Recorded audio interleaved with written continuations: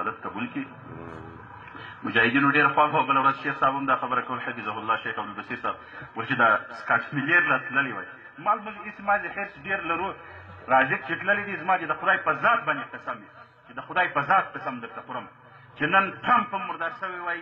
1500 امریکایان نور مردار شوي وای که ما ته دومرې قدر خوشحالي محسوس شوې لکه چې دی مردار شو. الحمدلله الله دې همیشه موږ ته داسې خوشحالي راولي. الله دې همیشه موږ ته داسې خوشحالي راولي. خو لیکن شیخ صاحب ته ما ویلم مال دغه یو کارم په کندهار کې ما ول پر دې باندې مړو مات فرق نه لري که سړی ورته مات شو یا سړی مړ کړي بلا فرق نه لري. مالا بل وځغستله مات شو بلا نو څه پکې هغه یو چاول دوه خراب یو ماښام لیوانو خوړلی دی سار راغلی بر چې وکتل لوی بغار یې وجه خلکو ول مه ژاړه چا پلار مړ شي دغونه نه ژاړي ستا خر لیوانو خوړلی داسې بده ورځ دې جوړه ده بره ویل پرا خوړلي نه ژاړل نو برایي چې هغه خوړي په دې بل بیا یې هېڅ څونه غول کړي